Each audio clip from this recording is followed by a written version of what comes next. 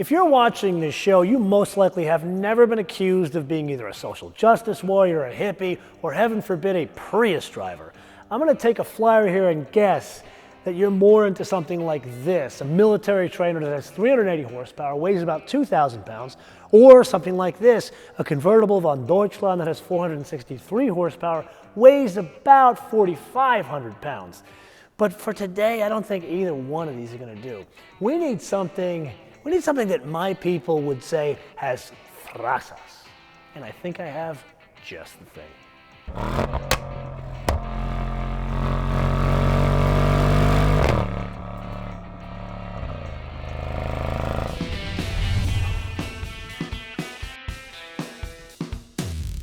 Okay, so here we are again. What was it, 2014, where you and I drove an S63 sedan, that black one, Schwarz. And because of our experience there, our job today here is not to determine whether this thing is fast or not.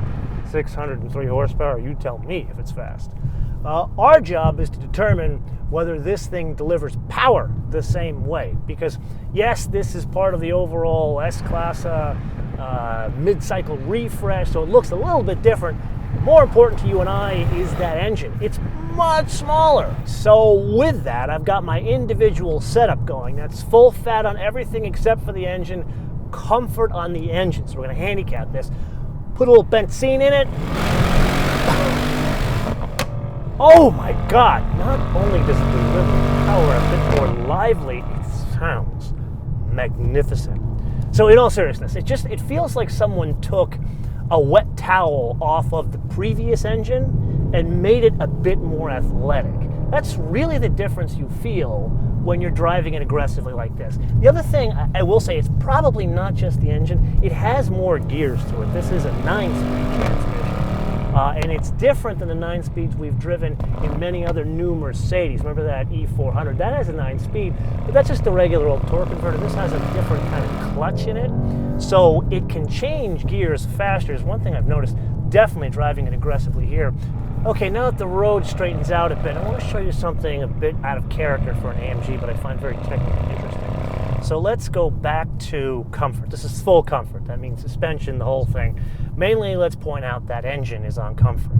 Now this has a cylinder deactivation, so it can go from 8 down to 4. But more importantly, it's like the PDK Porsche, where if I pull my foot off the gas, please don't try this at home, it coasts. So anywhere between 25 and 99 miles an hour. This thing in comfort mode only, so you go to Sport Plus, it completely shuts off all this eco stuff. It disengages the clutch from the transmission, so it's basically just using the momentum to keep the car going forward, thus increasing the efficiency. Now, technically that sounds great, but a little bit out of character for an AMG.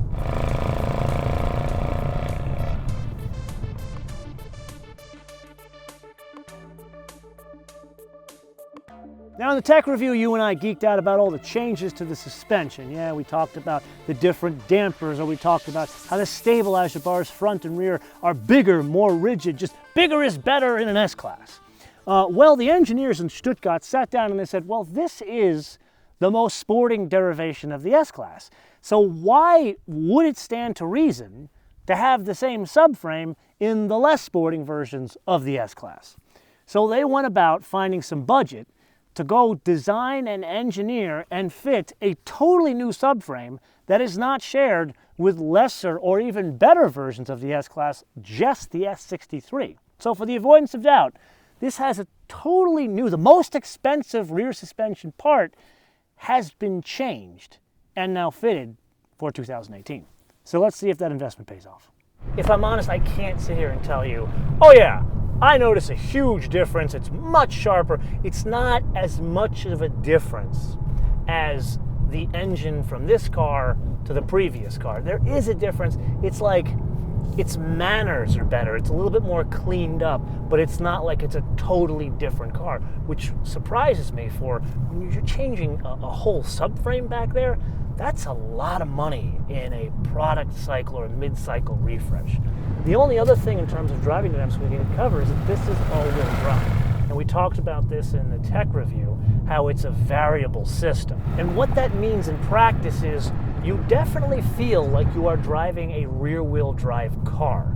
But at the end of the day, the biggest thing you feel is not so much that the car is pushing itself.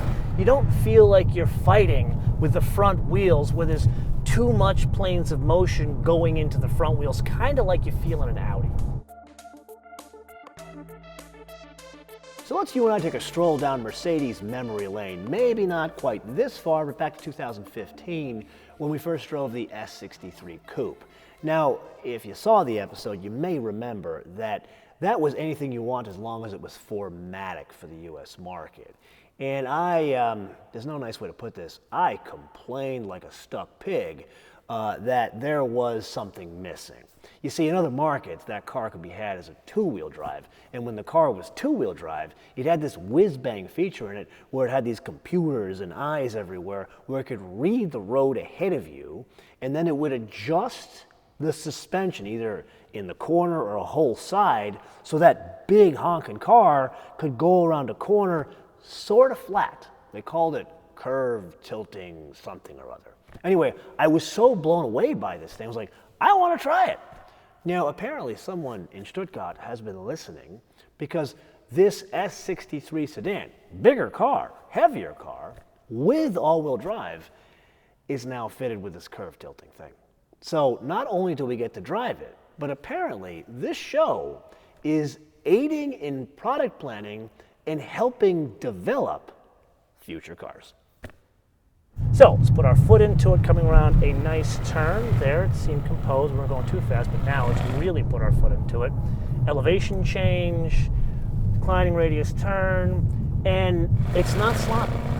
It's definitely more of a pillow, but it's a very composed pillow. Let's try it again. Come around this turn here.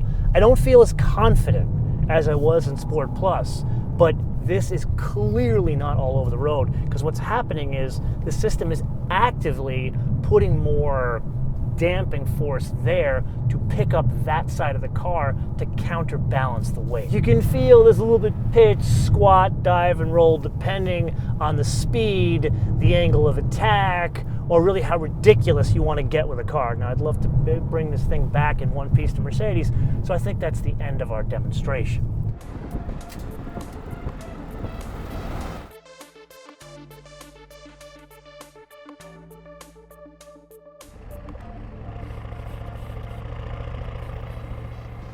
Okay, so let's switch things up a bit. We're going to drive around Palos Verdes here. I roped my neighbor, who's also Greek, to do some driving so we can try something that doesn't necessarily fit with the personality of this vehicle. Now, I know this is the second thing that doesn't fit with the personality, but this is a trick we already tried in an S Class. Remember, this generation of S Class came out in 2013. We drove it up in Canada, and we did this whole trick in the luxury version of this car. All of this is the same, the seat, that kind of stuff. There are some differences. Let's start with the massage. Yes, of course, there is a massage when you do this whole first class seating thing, but what they do is they change it to an energizing seat. That's honestly what they call it, where it's not just the seat massage or the heating or all that kind of stuff. What they do is they connect the seat heating or cooling, they connect the massaging, and you know that atomizer thing they put in the glove box? Well, I can choose now between refresh, warmth, vitality, enjoyment, and well-being. Let's try well-being. And now all of a sudden I get massage. Because of the temperature outside, it doesn't really put the heat or the cool on, but now I'm starting to smell perfume. If I'm honest, I'm not a huge fan of this atomizer thing, but I get why people would want it. You know, think of this as like an additional question. Is this something you would want if you would get a luxury car? Would you even use it, and how would you use it? Anyway, I get this blue screen here in well-being, and now I'm calm to the point where I could put this whole thing aside. Remember, that's all infotainment in there, so I can do radio or media, or there's a DVD thing here so I can watch movies. But now that I'm calm, I think I'm going to refresh myself. This one, like that S65 Coupe we had, is fitted with the cool box. To you and I, that is a refrigerator. So I decided to put in some, I won't tell you what's in here. It's not alcoholic, but I won't tell you what's in here.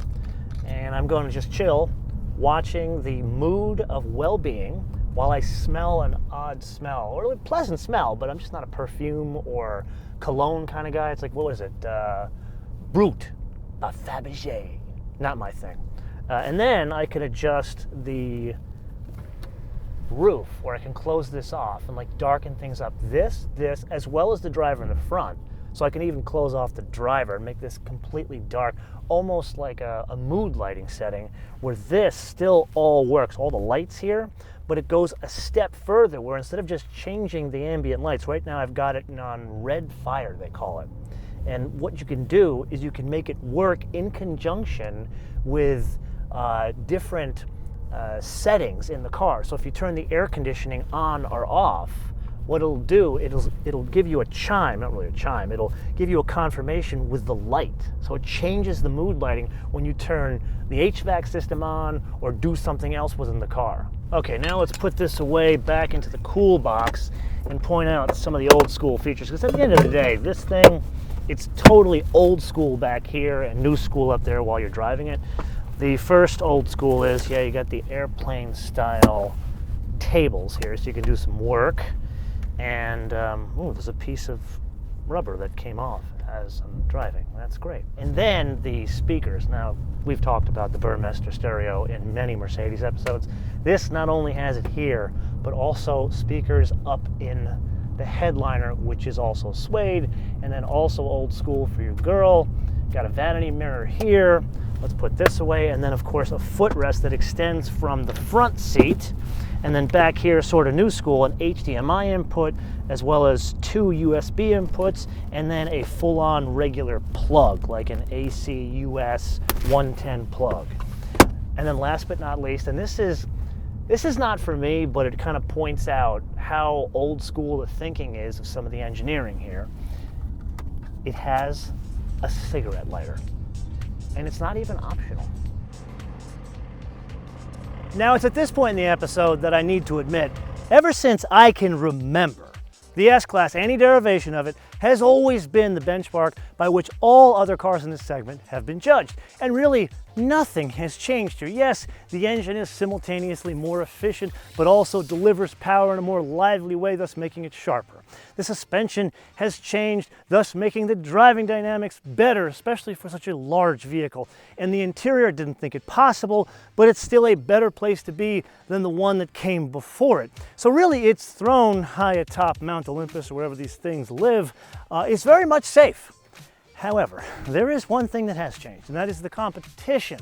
So there are two that we really need to focus on, and that is the Mercedes crosstown rival, and then there is the upstart that still kind of haunts me from our drive back in September, the LS500. Let's start with the Panamera. Back in 2013, when this version came out, the Panamera, it was competitive, but this was still a better car at its job. Now the Panamera has been changed, and yes, driving dynamics, it's always been better than this. It still is better, but now it's a more pleasant place to be, and it's better to look at, especially in the Sport Turismo. Then there's the Lexus. And the Lexus, for 30 years, has been doing nothing but copying this car here. And finally saying, you know what, we're gonna stop copying the Germans, do our own thing, is when they can finally be competitive with the Germans. And I want to point out, at half the price of this very car here, serial number ending 643. So, again, this is still the Koenig, but now the Koenig has competitors from other kingdoms. So I'm going to leave you with a question here, and the question is this. Of the three cars that I have mentioned, the S63, the Panamera, pick your poison, or the LS500, which one would you choose? Why would you choose it?